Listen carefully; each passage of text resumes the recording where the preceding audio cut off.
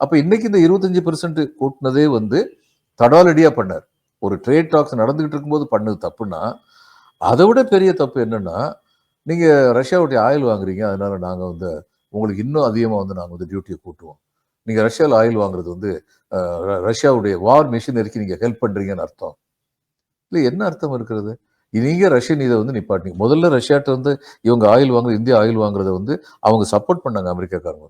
சரி அது international oil price ஸ்டெபிலிட்டிக்கு. ஏன்னா திடீர்னு சொல்லி யூரோப்பியன் யூனியன் வந்து ஆயில் வாங்க மாட்டேன்னு சொல்லிட்டாங்க ரஷ்யால இருந்து. அப்ப இன்டர்நேஷனல் ஆயில் பிரைஸ் ஸ்டெபிலிட்டி வந்து கீழே போயிரும்.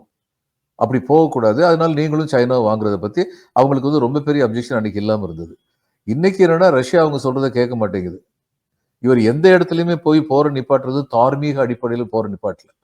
இப்ப இவங்ககிட்ட வந்து உக்ரைன்ட்ட வந்து என்ன சொல்லியிருக்காருன்னா, நான் உனக்கு ஹெல்ப் பண்றேன்னா, நீ இந்த மாதிரி ரேர் எர்த் இது மாதிரி வந்து அந்த ஆயில் இந்த மாதிரி முக்கியமான விஷயங்கள்ல எங்க கூட அக்ரிமெண்ட்டுக்கு வா அப்படின்னு சொல்றாரு. இப்ப நம்மகிட்ட என்ன சொல்றாரு, ரஷ்யாட்ட ஆயில் ரொம்ப சீப்பா வாங்குறீங்கன்னு சொல்றாரு. சீப்பா வாங்கிட்டு வெளியில ரொம்ப லாபத்துக்கு விற்கிறீங்க. இப்ப நமக்கே அதை பத்தி அப்ஜெக்ஷன் இருக்கு. எனக்கெல்லாம் அப்ஜெக்ஷன் என்னன்னா, நீங்க ரஷ்யாட்ட இருந்து வாங்குறது வந்து இங்க வந்து இது பண்றீங்க. ரிஃபைனரியில வந்து கேஸ், பெட்ரோலியம், கெரோசின் இது மாதிரிலாம் அதை வந்து ப்ராடக்ட்ஸ் மாத்துறீங்க. மாத்திட்டு நீங்க என்ன பண்ணிருக்கணும்? நமக்கு சீப்பா வந்து கிடைக்குது. கச்சா எண்ணெய் வந்து சீப்பா கிடைக்குதுன்னா, அது நம்முடைய ஐஓசி, நம்முடைய பாரத் பெட்ரோலியம் இவங்க மூலமா வாங்க வச்சு, ஓஎன்ஜிசி இவங்க மூலமா வாங்க வச்சு, இங்க நம்ம ப்ராசஸ் பண்ணி நம்முடைய ஜனங்களுக்கு வந்து அந்த பெட்ரோல் கொடுத்தோம்னா, பெட்ரோல் விலை குறைஞ்சிருக்கும்ல. அதை இவங்க செய்யல. பெருந்தான முதலாளிகளுக்கு தான் பெரும்பாலும் கொடுக்குறாங்க. அம்பானி இந்த மாதிரி ஆளுங்களுக்கு. அவங்க வாங்கி என்ன பண்றாங்க? ப்ராசஸ் பண்ணி பயங்கர கொழுத்த லாபத்துக்கு விற்கிறாங்க. இப்ப இந்த கொழுத்த லாபத்துக்கு விற்கிறாங்க அப்படிங்கிறத பத்தி ட்ரம்ப்புக்கு வந்து குறை சொல்றதுக்கு தகுதி கிடையாது. ஏன்னா ஈராக்கை பிடிச்சபோது இவங்க என்ன பண்ணாங்க? முதல்ல அந்த ஆயில்லாம் பிடிச்சி அந்த ஆயில் கம்பெனிலாம் சுத்தி வளைச்சிட்டாங்க.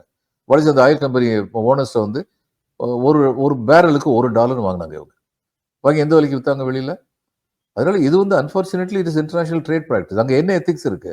அதனால இதுல வந்து நீ கம்மியான விலைக்கு வாங்கி ஏன் ஒரு காலத்துல வந்து மிளகு வந்து எடைக்கு எடை தங்கம் வாங்கினாங்க தமிழர்கள். அவங்களுக்கு மிளகு இல்ல. டிமாண்ட் அண்ட் சப்ளை அவ்வளவுதான் ட்ரேடு. அப்ப இதுக்கு வந்து இதை பிடிச்சி குறை சொல்றதுல என்ன இருக்கு?